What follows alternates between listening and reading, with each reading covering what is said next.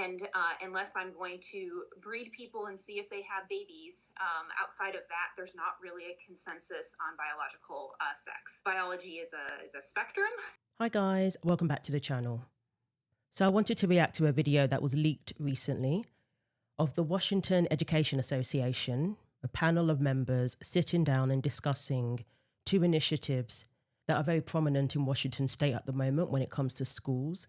One is IL26-001, and that is about parental rights. The other is IL26-638, which is about girls' sports and protecting the women's category. And the true extent of their ideology was revealed. The true extent of their unscientific, unrealistic, unreality-based beliefs came to the forefront. We had one talking about sex being on a spectrum or something to that effect.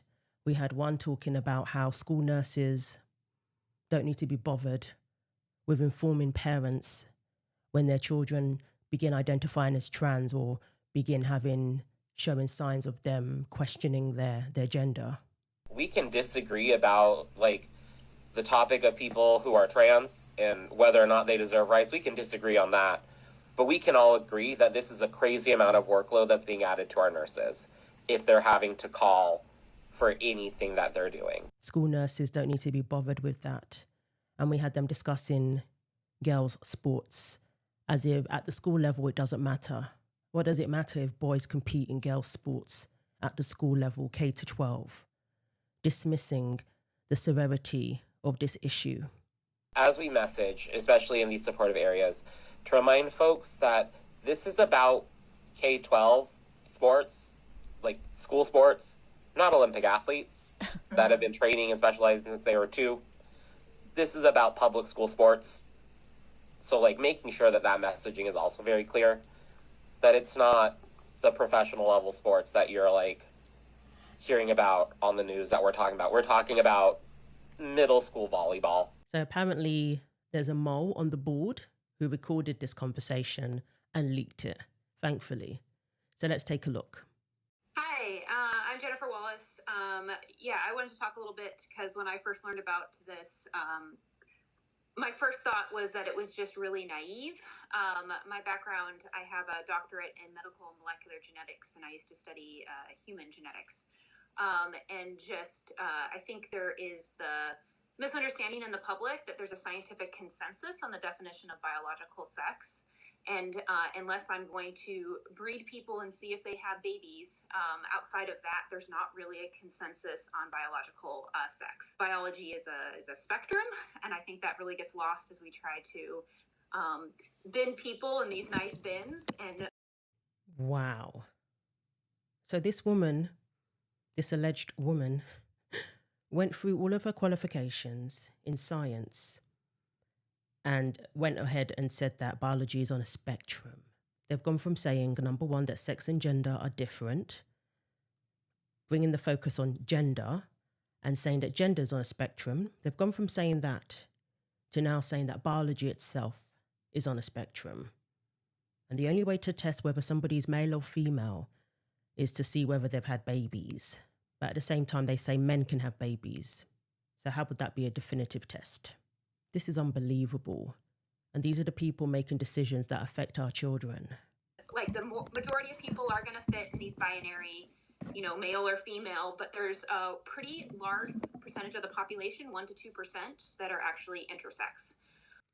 And by the way, these are the same people who would dispute the idea of somebody identifying as a different race that could very well be on a spectrum. When we look at people who are biracial or people from certain countries and nobody knows how to categorize them, they will say that race is something that you can't mess with. But when it comes to sex, they have the nerve to say it's on a spectrum. You see how if you give them an inch, they will take a mile. So they've gone from saying that gender's on a spectrum, it's not the same as sex, which I do not believe. Now they're actually just taking biology and saying that is on a spectrum. And even with intersex people, they are still either male or female. Imam Khalif is male. Caster Semenya is male. the medical terms, what they tell me, my testosterone, being born, without the uterus, being born with internal testicles. Those don't make me less a woman. It's just the differences that I was born with, and I embrace them. Caster Semenya's condition only affects males.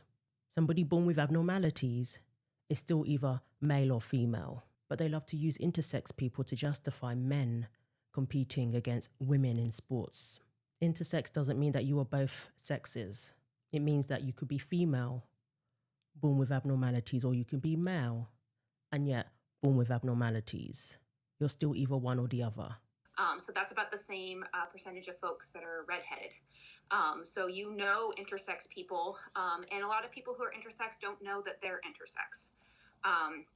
And so some people may know in childhood, some may find out in adolescence. A lot of people won't know until they have infertility issues as an adult. You'll have people who are, maybe you think of as biologically female that have higher testosterone levels than some men who are, you would think of as biologically male. You can have, and the whole idea that you can check genitals to confirm sex is silly too. There are conditions where you can present anatomically female, but actually be chromosomally male. So there's not like a serum test, there's not I can eyeball your genitals and tell what sex you are. I can't even look at your chromosomes necessarily and tell what sex you are. I'd have to sequence you, and then still it would be kind of as you define it. So sex ends up being really more of a social and philosophical construct than a hard biological construct. As far as I'm concerned, this woman just straight up lied. She used her qualifications to push several lies there. And this is what these people do. And they will look at you, who knows basic biology, who knows that XX chromosomes means you're female, and XY means that you are male. They will look at you and say, well, you're not a scientist. And they will weaponize their qualifications and use it to push propaganda. Meanwhile, we have people who weren't born with ambiguous genitalia, who were not born with abnormalities. They were born male and know they're male, who want to compete in women's sports based on gender identity, not based on biological sex being on a spectrum, which is just ridiculous. There's no question that they are male, but they are being allowed to compete in women's sports. And that's something that she's all for. So it doesn't matter whether somebody's, all the things that she's saying, intersex or don't know that they're intersex. We have people who know who they are, biologically speaking, competing in the wrong category. And clearly this woman is all for that because she's willing to embarrass herself, to discredit herself, and to sound foolish in order to push that. And I'm always kind of baffled by this legislation that just kind of ignores reality. And it's so much more complicated. So I think you guys all get that, but I think reminding people that the scientific community does not have a consensus on this. So even though there may be some people pushing legislation, that legislation is not based on science, even trying to identify sex. Thank you so much, Doctor. Thank you for making all of us smarter. That was really, really appreciate it. Making us all smarter? What? Replacing basic biology with your weird ideology does not make you smarter. I feel like I've lost brain cells just listening to that. These people do nothing but spread confusion, lies, propaganda. The nerve to say that this is about denying reality, that we need to get back to reality. And I'm always kind of baffled by this legislation that just kind of ignores reality. The absolute nerve. This is very, very disturbing indeed. And these are the people making important decisions when it comes to education in this country, when it comes to education in Washington state. And meanwhile, we have girls telling them that they don't want to compete against boys. They don't want boys in their locker rooms. We have girls pleading with them, with the adults in the room, to make the correct decision that will be in their best interest, that will be in the best interest of all students, both male and female. We have girls pleading with the lawmakers in Washington state to do the right thing. My name is Annalie Wilson. I am a sophomore at Eastmont High School. My name is Frances Stout. I had no idea I'd be racing against a boy.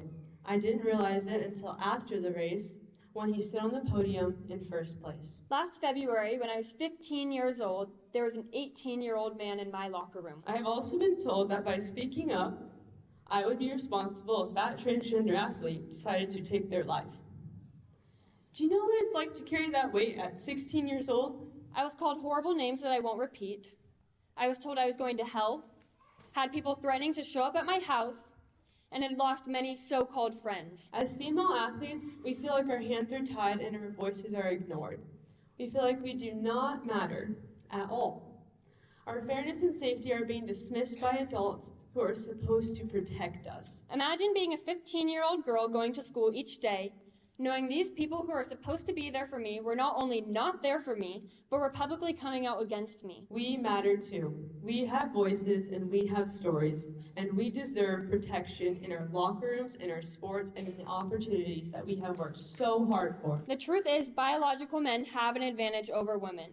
They're stealing trophies from the women who have dedicated their lives to earning them. Today I want to speak directly to Governor Bob Ferguson, Superintendent Chris Reichdahl, and the WIAA. Chris Reichdahl, a grown man who is so threatened by the truth, he literally looks the people of Washington in the face to tell them there are more than two genders and that this is not even an issue, as it affects such a small percentage of students. What about me, Chris Reichdahl?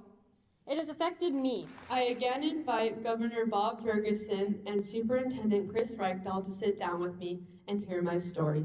Hear the stories of girls in Washington. Talk to me face to face about what we're going through and how we feel about it. So you can lie all you want and try and misrepresent the science behind this issue. But the girls, they know the truth. They show more intelligence than these adults with all their qualifications put together. You cannot convince them that when a boy comes into their locker room, that boy is actually a girl. You cannot convince them that when a boy wins the state championship, that boy is actually a girl and that he's on a spectrum, biologically speaking. There's no convincing them of that. They're living that reality. And they're looking at you and wondering why you're so stupid and why you're so willing to deny reality and embarrass yourself. They're looking at you and wondering why they're showing more maturity, why they are showing more knowledge. These people are not fooling anybody. They can push this ideology all they want, but the people who know the truth, the people who don't want girls competing against boys, who don't want boys coming into their locker room, the people who actually look out for the safety of children, we're not going to stand for this. So I'm glad these people are being exposed. I'm glad that their foolishness is being exposed. This is what these laws are based on. It's people who don't even know the difference between men and women, who don't know the difference between male and female, who believe that biology is on a spectrum. Those are the people making these decisions that affect our schools, that affect parental rights. It's these people making such decisions. And these are the people who need to go as a matter of urgency. So let me know what you think. Thanks for watching. Like, comment and subscribe. Take care of yourselves and God willing, I will see you in the next video.